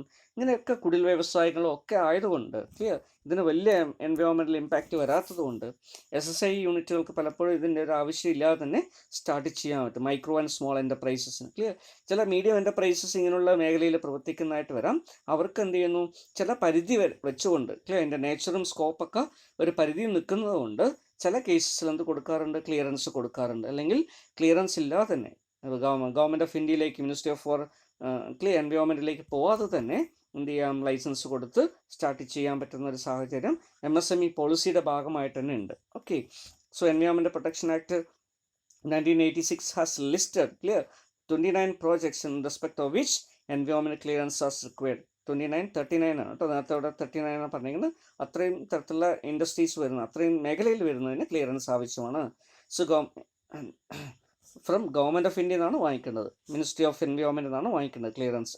So the list includes industries like petrochemical complexes, petroleum refineries അല്ലെ, ഇതൊക്കെ ലാർജ് സ്കെയിൽ എൻ്റർപ്രൈസസ് ആണ്. Cement producing units, thermal power plants, bulk drugs, fertilizer production unit, dye making units, paper industry അല്ലേ, ഇതെല്ലാം വളരെയധികം വാട്ടർ അല്ലെങ്കിൽ റിസോഴ്സസുകൾ അതങ്ങനെ ഇതൊക്കെ ഉപയോഗിക്കുന്നതുകൊണ്ട് ഇതിനൊക്കെ എൻവയോൺമെൻറ്റൽ പ്രോബ്ലംസ് വരാൻ സാധ്യതയുണ്ട്. However if investment is less than ₹500 million clear 50 crore രൂപ താഴെ വരുന്ന ഇൻഡസ്ട്രീസ് ഒക്കെ ആണെങ്കിൽ such clearance is not required unless it is for pesticides, bulk drug, pharmaceutical, asbestos, then അങ്ങനെയുള്ള അത് ആസ്ബെറ്റോസ് റിലേറ്റഡ് ആയിട്ടുള്ള പ്രോഡക്റ്റുകൾ, integrated paint complexes, then mining industry, mining projects, then tourism projects of certain parameters, then tarred road in Himalayan areas, then distilleries, dyes, foundries clear, then electroplating industries, ഇങ്ങനെയുള്ള വിഭാഗങ്ങൾ ഒഴിച്ച് ബാക്കിയുള്ള വിഭാഗത്തിൽ വരുന്ന ഇൻഡസ്ട്രികൾക്ക് 50 കോടി രൂപയുടെ ഇൻവെസ്റ്റ്മെൻറ്റ് മാത്രമേ ഉള്ളെങ്കിൽ ഇതില്ലാതെ തന്നെ സ്റ്റാർട്ട് ചെയ്യാൻ പറ്റും. അപ്പോൾ ചെറിയൊരു കൺസെഷൻ ആയിട്ടാണ് കൊടുക്കുന്നത്. Clear. Then further any item reserved for small scale units clear. Small scale യൂണിറ്റ്സിന് റിസർവ് ചെയ്ത കുറേ ഐറ്റം ഉണ്ടെന്ന് പറഞ്ഞു അല്ലേ. അങ്ങനെയുള്ള കേസസ് ഒക്കെ ആണെങ്കിൽ അവിടെ ഇൻവെസ്റ്റ്മെൻറ്റ് ലെസ് ദാൻ 10 million അങ്ങനെയൊക്കെ വരുന്ന സമയത്ത് ക്ലിയർ. അപ്പോൾ 10 million എന്ന് പറയുമ്പോൾ നമുക്കറിയാം അല്ലേ, 1 million is equal to 10 lakh. So 10 million equal to 1 crore. 1 crore rupees വരെയൊക്കെ വരുന്ന ഇൻവെസ്റ്റ്മെൻ്റ് ഒക്കെ വരുന്നതാണ് exempt from obtaining environment clearance from the central government under the notification. Clear. And powers has been delegated to the state government for grant of environmental clearance for certain categories of thermal power plant. അപ്പോൾ ചെറിയ തരത്തിലുള്ള ചില categories of thermal power plants start ചെയ്യുന്നതിന് വേണ്ടി state government തന്നെ clearance കൊടുക്കാതെ notify ചെയ്തിട്ടുണ്ട്. Clear. അപ്പം ഇങ്ങനെയുള്ള ചെറിയ ചെറിയ കൺസെഷൻസ് ഉണ്ട്. ഓക്കെ. അപ്പോൾ അതിനനുസരിച്ചിട്ടായിരിക്കും അത് പ്രവർത്തിക്കുക. Okay. Then so setting up of industries in certain locations considered as ecologically fragile, coastal areas, അതുപോലെ ഡൂൺ വാലി അല്ലേ, അങ്ങനെയുള്ള പ്രദേശങ്ങളൊക്കെ ആണെങ്കിൽ are guided by separate guidelines issued by the ministry of environment and government of India. അപ്പോൾ ഇതുമായി ബന്ധപ്പെട്ടുള്ള guide lines ഉണ്ട്, അത് പരിശോധിച്ച ശേഷമായിരിക്കും ക്ലിയറൻസ് കിട്ടുക. Okay. So government of India has rationalized and simplified the environmental clearance procedure for small scale industries except in the case of 17 hazardous industries. അപ്പോൾ പിന്നീട് കുറച്ചുകൂടെ ഇതായ സമയത്ത് ഒരു 17 തരത്തിലുള്ള ഹസാർഡസ് ഇൻഡസ്ട്രീസ് ഒഴിച്ച് ബാക്കിയുള്ള കേസസിലെല്ലാം MSME യൂണിറ്റുകൾക്ക് ഈ ക്ലിയറൻസ് കിട്ടുന്നതിന് ആവശ്യമായിട്ടുള്ള മെഷേഴ്സ് സിംപ്ലിഫിക്കേഷൻ കൊണ്ടുവന്നു. ലഘൂകരിച്ചു കൊടുത്തു. ലാർജ് സ്കെയിൽ എൻ്റർപ്രൈസ് ആണെങ്കിൽ വലിയ സ്ട്രിഞ്ചൻ്റ് ആയിട്ടുള്ള മെഷേഴ്സ് ഉണ്ട്. സ്മോൾ സ്കെയിൽ യൂണിറ്റുകളാണ് MSMEകളാണെങ്കിൽ അതിൽ ചെറിയ കൺസെഷൻസ് ഉണ്ടാവും. So now a mere acknowledgement of the application by the state environmental board would be sufficient for SSI to start. അപ്പോൾ ഒരു ഇങ്ങനെ ഒരു ബിസിനസ് അല്ലെങ്കിൽ സ്റ്റാർട്ട് ചെയ്യാൻ പോകുന്നുണ്ട് ഇന്ന ഏരിയയിൽ അല്ലെങ്കിൽ ഇങ്ങനെ എക്കോളജിക്കലി ഫ്രജർ ആയിട്ടുള്ള ഒരു ഏരിയയിൽ ഇൻഡസ്ട്രി സ്റ്റാർട്ട് ചെയ്യുന്നുണ്ടെന്നുള്ള ഒരു ഇൻഡിമേഷൻ അപ്ലിക്കേഷൻ ക്ലിയറൻസിന് വേണ്ടി കൊടുത്താൽ തന്നെ മതി ബിസിനസ് സ്റ്റാർട്ട് ചെയ്യാം. ക്ലിയർ. പിന്നീട് ഒരു അസസ്മെൻ്റ് ഒക്കെ ചെയ്തിട്ട് എന്ത് ചെയ്യും, അത് ക്ലിയറൻസ് കൊടുക്കുക അല്ലെങ്കിൽ കൊടുക്കാതിരിക്കുക അല്ലെങ്കിൽ മാറ്റാൻ പറയുക, അങ്ങനെയുള്ള കാര്യങ്ങൾ പറയും. ക്ലിയർ. മിക്കവാറും കേസിൽ ഇത് ചെയ്യാറില്ല. കാരണം എന്താ, MSMEയുടെ സ്കോപ്പുകളും അല്ലേ അതിൻ്റെ ഓപ്പറേഷനും വോളിയം ഒക്കെ വളരെ കുറവായിരിക്കും. അങ്ങനെയുള്ള ഇൻഡസ്ട്രി ഹസാർഡസ് ആയിട്ടുള്ള ഇൻഡസ്ട്രീസ് ആയിരിക്കില്ല. ക്ലിയർ. അതിൽ പറയപ്പെടുന്ന മെറ്റീരിയൽസോ പ്രോഡക്ട്സോ ആയിരിക്കില്ല അവർ പ്രൊഡ്യൂസ് ചെയ്യുന്നത്. അതുകൊണ്ട് തന്നെ ക്ലിയറൻസ് കിട്ടുന്നത് എളുപ്പമായിരിക്കും. ക്ലിയർ. അങ്ങനെയുള്ള വരുന്ന 17 തരത്തിലുള്ള അല്ലെങ്കിൽ പ്രധാനപ്പെട്ട അങ്ങനെ ഹസാർഡസ് ആയിട്ടുള്ള മെറ്റീരിയൽസ് ആണ് താഴെ കൊടുത്തിരിക്കുന്നത്. Clear. Fertiliser, cement, aluminium, thermal power, sulfuric acid, copper, smelter, iron and steel, dye and dye intermediaries, then basic drug and pharmaceuticals, petrochemical, oil refineries, sugar, fermentation distilleries, tanneries, zinc smelters, then pulp and paper, pesticides manufacturing, ഇതൊക്കെ പ്രധാനപ്പെട്ട area ആണ്. Clear. അതുപോലെ തന്നെ ഇതെല്ലാം ഈ 17 industries. Clear. ഇത് ഒഴിച്ച് ബാക്കിയുള്ളതിന് എന്ത് ചെയ്യുന്നു, ജസ്റ്റ് ഒരു ക്ലിയറൻസിന് വേണ്ടി ഒരു ആപ്ലിക്കേഷൻ കൊടുത്തു കഴിഞ്ഞാൽ തന്നെ സ്റ്റാർട്ട് ചെയ്യാം. സബ്സിക്വൻ്റ്ലി ക്ലിയറൻസ് കൊടുക്കും. ഓക്കെ, വലിയ ഇമ്പാക്റ്റ് ഇല്ല എങ്കിൽ. Then so next we can see about the procedure for getting environmental clearance. അല്ലേ, എൻവയോൺമെൻറ്റ് ക്ലിയറൻസ് ആവശ്യമുള്ള കേസിൽ ഒരു ലാർജ് സ്കെയിൽ എൻ്റർപ്രൈസ് ആണ് അല്ലെങ്കിൽ മീഡിയം സ്കെയിൽ എൻ്റർപ്രൈസ് ആണ്, എൻവയോൺമെൻറ്റ് ക്ലിയറൻസ് ആവശ്യമാണ്. അപ്പോൾ എന്തെല്ലാം സ്റ്റേജിലൂടെയാണ് നമുക്കതിലൂടെ കടന്നു പോകേണ്ടി വരിക, അല്ലെങ്കിൽ EIA ഉണ്ടാവുക, എക്കണോമിക് എക്കോളജിക്കൽ അല്ലെ എൻവയോൺമെൻറ്റൽ ഇമ്പാക്റ്റ് അസസ്മെൻറ്റ് എങ്ങനെയാണ് നടത്തപ്പെടുന്നത്. ഓക്കെ, അതിൻ്റെ സ്റ്റെപ്സ് എന്തൊക്കെയാണ്. So number 1, identification of the location. ആദ്യം എന്ത് ചെയ്യുന്നു, ലൊക്കേഷൻ നമ്മൾ ഐഡൻറ്റിഫൈ ചെയ്യുന്നു. Clear. So location of the proposed project should be always be selected according to the to which it should be comply with existing guidelines. So if the project site anyhow does not comply with the existing guidelines, then the proponent for the site has to choose another site that has to adhere to the guideline. Clear. അപ്പോൾ ഇതുമായി location അല്ലെങ്കിൽ ഗൈഡ്ലൈൻസുമായി അല്ലെങ്കിൽ ഇതിൻ്റെ പ്ലാന്റിൻ്റെ സൈറ്റുമായി ബന്ധപ്പെട്ട് കുറേ guidelines ഉണ്ട് അല്ലേ. കോസ്റ്റൽ ഏരിയയുടെ ഇന്ന സ്ഥലങ്ങൾ വരെ ഇത് ചെയ്യാമല്ല, ഫോറസ്റ്റ് ഏരിയയുടെ ഇത്ര സ്ഥലം വരെ നമുക്ക് ചെയ്യാമല്ല, അങ്ങനെ കുറേയധികം ഗൈഡ്ലൈൻസസ് ഉണ്ട് ലൊക്കേഷനുമായി ബന്ധപ്പെട്ടത്. അത് അഡ്ഹെയർ ചെയ്തിട്ട് വേണം. ക്ലിയർ. അത് പാലിച്ചുകൊണ്ട് മാത്രമായിരിക്കണം ഒരു എൻവയോൺമെൻറ്റ് ക്ലിയറൻസിന് വേണ്ടി ആദ്യം പോകേണ്ടത്.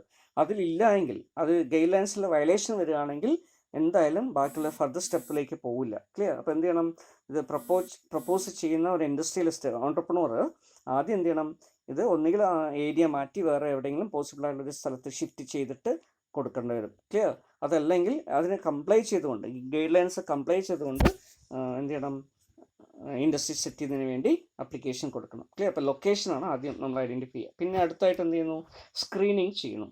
So project proponents should then assess the categories of projects proposed for upcoming projects actually falls in. Clear. അത് A കാറ്റഗറി ആണോ, B കാറ്റഗറി, ബിയിൽ തന്നെ B1 ആണോ B2 ആണോ, അങ്ങനെ ഏത് കാറ്റഗറിയാണ് നമ്മൾ എന്ത് ചെയ്യുന്നു, ഐഡൻറ്റിഫൈ ചെയ്യുന്നു. ദെൻ അതിനനുസരിച്ച് എന്ത് ചെയ്യുന്നു, then has to decide whether the projects require environment clearance or not. Clear. അല്ലെങ്കിൽ സ്ക്രീനിങ് മാത്രം മതിയോ, എൻവയോൺമെൻറ്റ് ക്ലിയറൻസ് ആവശ്യമുണ്ടോ, ക്ലിയർ, അല്ലെങ്കിൽ EIA കണ്ടക്ട് ചെയ്യേണ്ടതുണ്ടോ, അല്ലെങ്കിൽ അതില്ലാതെ തുടങ്ങാൻ പറ്റുമോ, അങ്ങനെയുള്ള കാര്യങ്ങളൊക്കെ ഇതിലൂടെ നമുക്ക് മനസ്സിലാക്കാൻ പറ്റും. ഓക്കെ. അപ്പോൾ അത് ഏത് കാറ്റഗറിയിൽ വരുന്നതാണ് എന്ന് നമ്മൾ നോക്കുന്നു. ക്ലിയർ. അപ്പോൾ അതിനുവേണ്ടി നമ്മൾ നേരത്തെ പറഞ്ഞത് A ഉണ്ട്, B1 ഉണ്ട്, B2 ഉണ്ട്. Aയും B1 ഒക്കെ വരുന്നതിൽ എന്തായാലും ക്ലിയറൻസ് ആവശ്യമാണ്. B2 ആണെങ്കിൽ സ്ക്രീനിങ് കഴിഞ്ഞ് ഓക്കെ ആണെങ്കിൽ നമുക്ക് എന്ത് ചെയ്യാം, വിത്തൗട്ട് ക്ലിയറൻസ് നമുക്ക് സ്റ്റാർട്ട് ചെയ്യാൻ പറ്റും. Clear. So B2 projects does not require an EIA. Clear. ഒരു EIA റിപ്പോർട്ട് ഇല്ലാതെ തന്നെ ക്ലിയറൻസ് കിട്ടും. അതാണ് അവിടെ. അല്ല, ക്ലിയറൻസ് വേണ്ടെന്നല്ല. Clear. So B2 category industries does not require detailed economic impact assessment report. അതില്ലാതെ ക്ലിയറൻസ് കൊടുക്കുന്നു, സ്ക്രീനിങ് ഓക്കെ ആണെങ്കിൽ. Okay. Next third one is assessment. ഇതിനുശേഷം എന്ത് ചെയ്യുന്നു, അസസ്മെൻറ്റിലേക്ക് പോകുന്നു. അപ്പോൾ അസസ്മെൻറ്റിൻ്റെ ഭാഗമായിട്ട് എന്ത് ചെയ്യുന്നു, after EIA report is ready, the investor approaches for the central and state government, state pollution control board and state forest department if the location involves the use of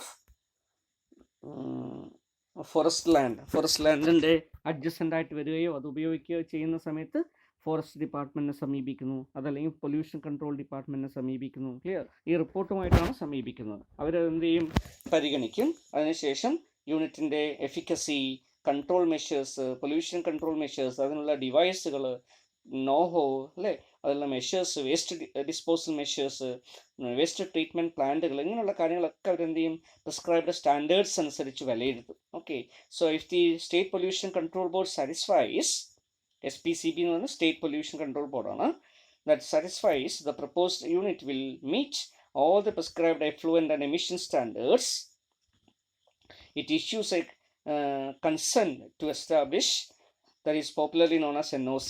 അപ്പോൾ നമ്മൾ പറയുന്ന പേരാണ് NOC. ക്ലിയർ? അപ്പോൾ pollution control ബോർഡിൽ നിന്ന് NOC കിട്ടും. Clear? And which is valid four 15 years. ഒരിക്കൽ NOC കൊടുത്തു കഴിഞ്ഞാൽ 15 വർഷം വരെയാണ് അതിൻ്റെ വാലിഡിറ്റി പീരീഡ് ആയിട്ട് നമ്മൾ കൺസിഡർ ചെയ്യുന്നത്. Okay, so next one is public hearing.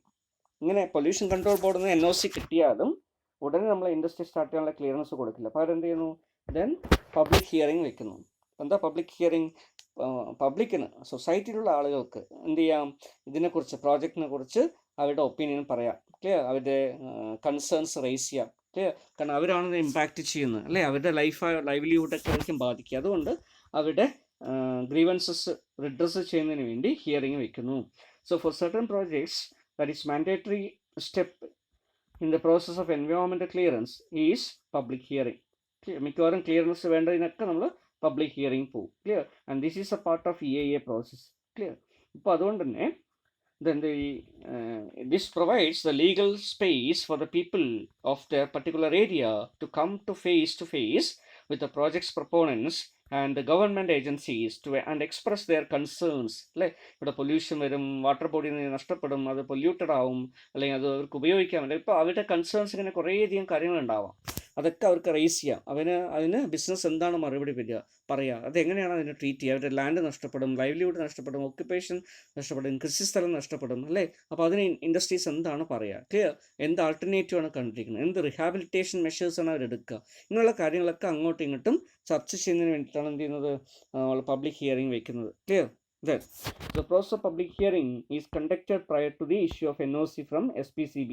Normally public hearing എപ്പോൾ കൊടുക്കുന്നത്, NOC ക്ലിയർ SPCB കൊടുക്കുന്നതിന് മുമ്പ് തന്നെ ചെയ്യാറുണ്ട്. So the district collector is the chairperson of the public hearing committee. Then other members of the committee includes the officials from district development bodies, then SPCB personnels, then Department of Environment and Forest people, then Taluk and Gram Panchayat representatives, and the senior citizens of the district, etc. ഇവരെല്ലാം അടങ്ങുന്നതാണ് ഒരു body. Clear? അപ്പോൾ ഇവരെ കൂടെ ചേർന്നിട്ടൊക്കെ എന്ത് ചെയ്യുന്നു, പബ്ലിക്കിൻ്റെ grievances മുഴുവൻ കേൾക്കുന്നു. And hearing committee here's the objections, suggestions etcetera from the public, and after inserting certain clauses it passed to the next stage for approval. Clear? ഇവരുടെ റിപ്പോർട്ട് കൂടെ ചേർത്തിട്ട് ആർക്ക് അയക്കുന്നു, മിനിസ്ട്രിക്ക് അയക്കുന്നു. ക്ലിയർ? അപ്രൂവലിന് വേണ്ടി അയക്കുന്നു. ഓക്കെ, ഇങ്ങനെ ഇവരുടെ റിപ്പോർട്ട് കൂടെ അയക്കഴിഞ്ഞാൽ then അടുത്താണ് എന്ത് ചെയ്യുന്നു, അപ്ലിക്കേഷൻ.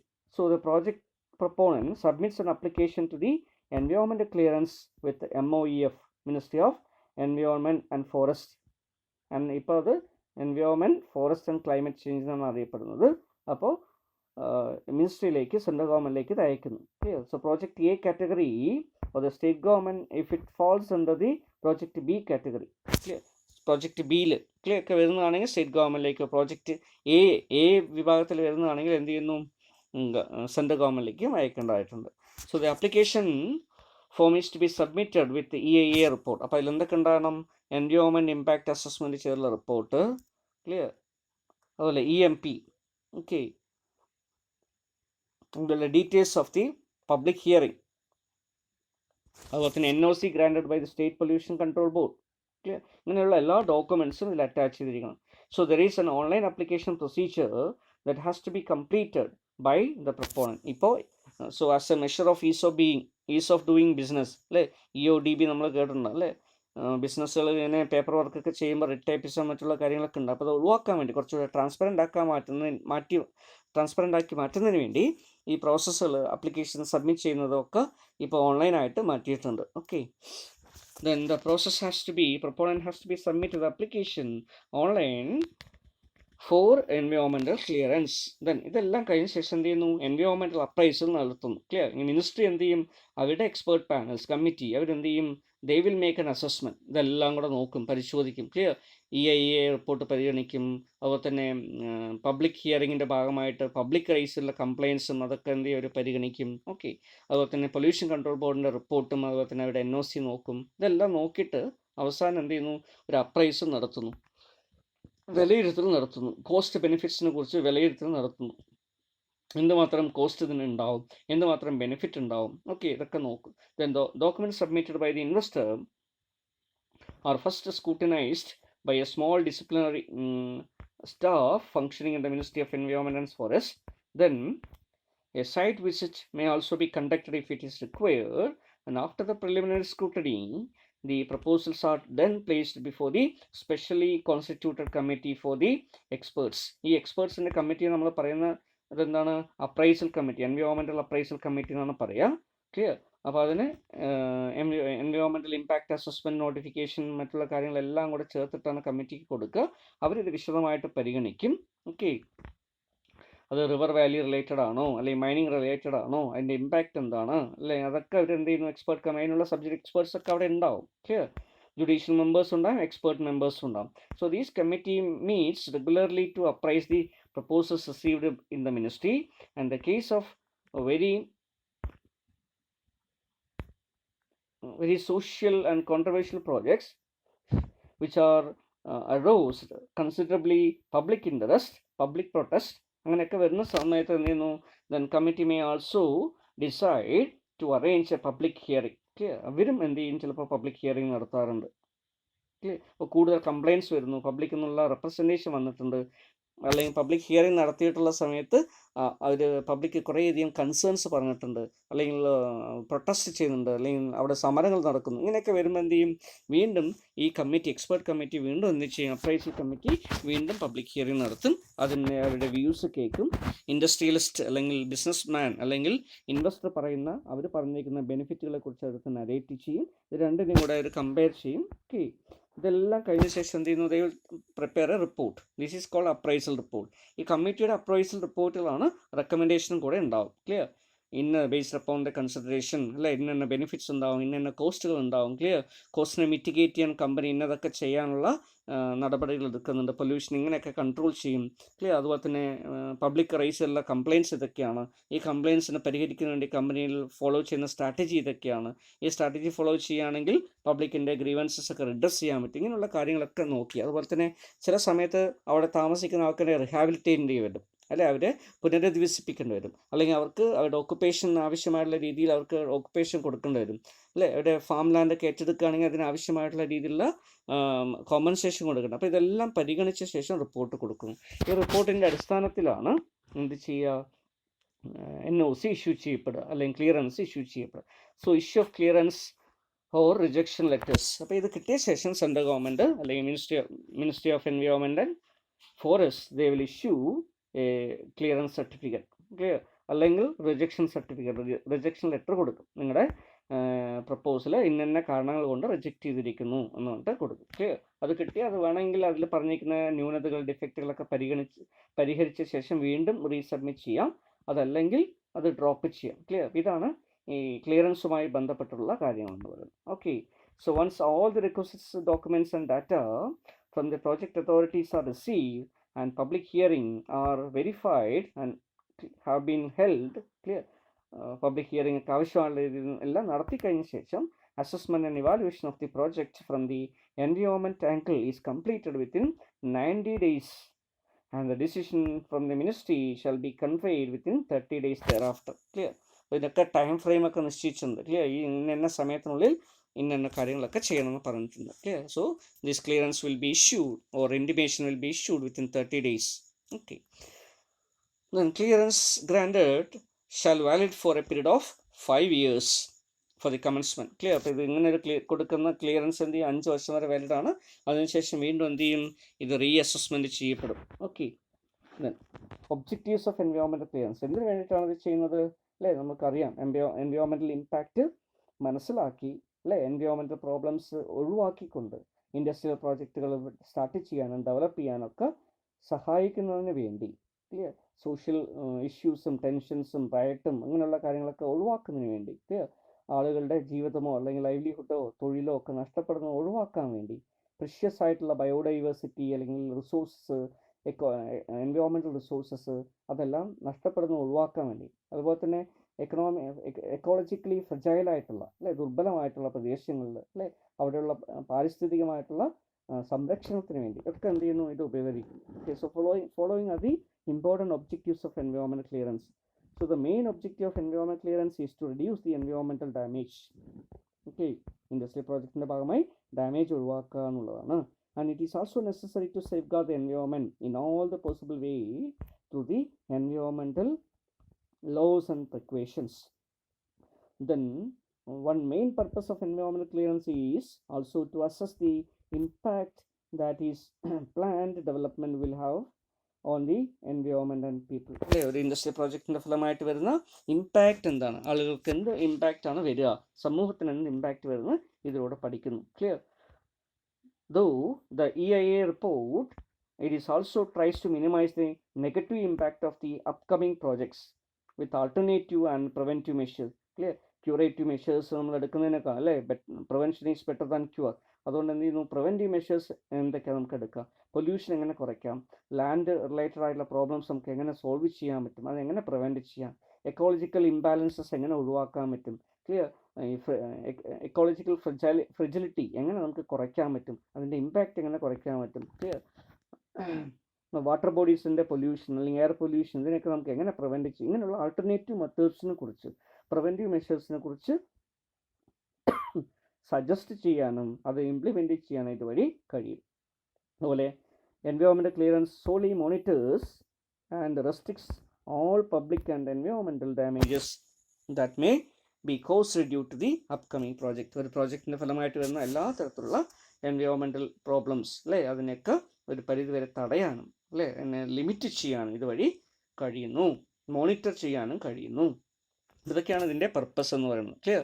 ഒരു പക്ഷേ നിങ്ങൾ റീസെൻ്റ്ലി കേട്ടിട്ടുണ്ടാവും അല്ലേ, EIA ബന്ധപ്പെട്ടിട്ട് ഒരു നോട്ടിഫിക്കേഷൻ, ക്ലിയർ, 2020 ഒരു പുതിയ എനാക്ട്മെൻറ്റിന് വേണ്ടി ഗവൺമെൻറ് ഒരു ഡ്രാഫ്റ്റ് പബ്ലിഷ് ചെയ്തു. ക്ലിയർ. EIA notification 2020. ക്ലിയർ. അപ്പോൾ അതനുസരിച്ച് നേരത്തെ 2010 കൊണ്ടുവന്നിരുന്ന EIA-യിൽ ചെറിയ ചേഞ്ചസ് വരുത്താൻ വേണ്ടിയിട്ടാണ് ഇത് വിഭാവനം ചെയ്യുന്നത് അല്ലേ. നമ്മളിപ്പം 2010 ശേഷം നമ്മളിപ്പോഴൊക്കെ കേൾക്കുന്ന ഒരു പ്രധാനപ്പെട്ട കാര്യം എന്താ, ഈസ് ഓഫ് ഡൂയിങ് ബിസിനസ് ആണ് അല്ലേ. ബിസിനസ് പ്രവർത്തനങ്ങൾ ഏറ്റവും എളുപ്പമായിട്ട് സുതാര്യമായിട്ട് ചെയ്തെടുക്കുന്നതിന് വേണ്ടിയുള്ള മെഷേഴ്സൊക്കെ കൊണ്ടുവരിക. അപ്പം അതിൻ്റെ ഭാഗമായിട്ട് ക്ലിയർ പല എൻവയോൺമെൻറ്റൽ പ്രോജക്റ്റുകളുടെ അല്ലെങ്കിൽ എൻവയോൺമെൻറ്റ് ഇഷ്യൂസിൻ്റെ ഭാഗമായിട്ട് പ്രോജക്റ്റുകൾക്ക് സ്റ്റാർട്ട് ചെയ്യാൻ പറ്റുന്നില്ല എന്നുള്ളൊരു കാര്യം. ക്ലിയർ. അപ്പോൾ കെട്ടിക്കിടക്കുന്ന പ്രോജക്റ്റിൻ്റെ പ്രപ്പോസൽസ് കെട്ടിക്കിടക്കുന്ന കാര്യം. അപ്പോൾ അങ്ങനെയുള്ള കാര്യങ്ങളൊക്കെ പരിഹരിക്കുന്നതിന് വേണ്ടി ഈ EIA ഫ്രെയിംവർക്കിൽ ചെറിയൊരു ഡീവിയേഷൻ മോഡിഫിക്കേഷൻ കൊണ്ടുവരുന്നതിന് വേണ്ടിയിട്ടാണ് 2020 നോട്ടിഫിക്കേഷൻ ഡ്രാഫ്റ്റ് ചെയ്തത്. പക്ഷേ ഈ ഡ്രാഫ്റ്റ് ഡിസ്കഷന് വേണ്ടി വെച്ചിരിക്കുകയാണ്. പബ്ലിക് കമൻസ് അല്ലേ, കുറേയധികം പരിസ്ഥിതി പ്രവർത്തകർ ഇതിനെതിരായിട്ട് റിപ്പോർട്ട് കൊടുത്തിട്ടുണ്ട്. സെൻട്രൽ ഗവൺമെൻറ്റും എക്സ്പേർട്ട് കമ്മിറ്റീസൊക്കെ ഉപയോഗിച്ച് ചർച്ച ചെയ്തുകൊണ്ടിരിക്കുകയാണ് അല്ലെങ്കിൽ അനലൈസ് ചെയ്തുകൊണ്ടിരിക്കുകയാണ് ഇതിൻ്റെ ഇമ്പാക്റ്റിനെ കുറിച്ച്. അപ്പോൾ ഇതിൻ്റെ ഒരു ഫൈനൽ സൊല്യൂഷൻ ഒന്നും ആയിട്ടില്ല. ഒരു പക്ഷേ ഫ്യൂച്ചറിൽ ഒരു പക്ഷേ എന്താവും, ഇതിനൊരു മോഡിഫൈഡ് വേർഷൻ എന്ന നിലയിൽ ഒരു പുതിയ ലെജിസ്ലേഷൻ വരാനുള്ള സാധ്യതയുണ്ട്. ക്ലിയർ. ഇപ്പോൾ ഇവിടെ പബ്ലിക് ഹിയറിങ്ങിൻ്റെ ഡേറ്റ് നേരത്തെ 30 days ഉണ്ടായിരുന്നത് അത് 20 days ആയിട്ട് കുറയ്ക്കുന്നു. അതുപോലെ തന്നെ ചില കേസസിൽ ഓട്ടോമാറ്റിക് ക്ലിയറിങ് കൊടുക്കുന്നതിനുള്ള പ്രൊവിഷൻ കൊണ്ടുവരുന്നു. ക്ലിയർ. അതുപോലെ തന്നെ സ്ക്രീനിങ് മാത്രം വരുന്നത് കൂടുതൽ ക്ലിയറൻസ് ഒഴിവാക്കിക്കൊണ്ട് സ്ക്രീനിങ്ങിന് വേണ്ടി കൂടുതൽ ടൈപ്പ് ഓഫ് ഇൻഡസ്ട്രീസിനെ ഉൾപ്പെടുത്തിയിരിക്കുന്നു. അങ്ങനെ കുറേയധികം കാര്യങ്ങൾ ഇതിൽ വന്നിട്ടുണ്ട്. ഓക്കെ. അപ്പോൾ ഇതിൻ്റെ ഒരു കണക്കിന് നമ്മൾ ഒരു തരത്തിൽ നോക്കുകയാണെങ്കിൽ ഗവൺമെൻറ് പെർസ്പെക്റ്റീവിലും ബിസിനസ്സിൻ്റെ പെർസ്പെക്റ്റീവ് നോക്കുമ്പോൾ പല പ്രോജക്റ്റുകളും തുടങ്ങാൻ കഴിയാതിരിക്കുന്നുള്ളൊരു കാരണം ക്ലിയർ അത് ഒഴിവാക്കാൻ പറ്റും. പക്ഷേ ഈ ആക്ടിവിസ്റ്റുകളുടെയും അതുപോലെ എൻവയോൺമെൻറ്റലിസ്റ്റിൻ്റെയൊക്കെ വ്യൂ പോയിന്റ് നമ്മൾ നോക്കുകയാണെങ്കിൽ ഫ്യൂച്ചറിൽ ഒരുപക്ഷെ ഈ അഡ്മിനിസ്ട്രേറ്റേഴ്സിനും ബ്യൂറോക്രാറ്റ്സിനൊക്കെ അതൊരു ലൂപ്പ് ഹോളായിട്ട് മാറും. അപ്പോൾ എന്ത് സംഭവിക്കും, ഫ്യൂച്ചറിൽ ഈ ഫ്രജിലിറ്റി എക്കോളജിക്കൽ ഫ്രജിലിറ്റി ഒന്നും നോക്കാതെ തന്നെ ഇൻഡസ്ട്രീസൊക്കെ സ്റ്റാർട്ട് ചെയ്യാൻ പറ്റുന്ന അല്ലെങ്കിൽ പോപ്പുലേറ്റഡ് ആയിട്ടുള്ള ഏരിയയിൽ തന്നെ ഇൻഡസ്ട്രീസൊക്കെ വരുന്നൊരു സാഹചര്യം വരും. അത് ഹെൽത്തിനെയും സേഫ്റ്റിയെയും ഒക്കെ ബാധിക്കും. അപ്പോൾ അങ്ങനെയുള്ള കൺസേൺസ് ഉണ്ട്. ക്ലിയർ. അപ്പോൾ ഇത് രണ്ടും കൂടെ ബാലൻസ് ചെയ്തിട്ടായിരിക്കും ഒരുപക്ഷെ ഡിസിഷൻ വരിക. Anyway it is under consideration of the government. Clear? അതിൻ്റെ ഒരു ഫൈനലൈസേഷൻ ആയിട്ടില്ല. ഓക്കെ.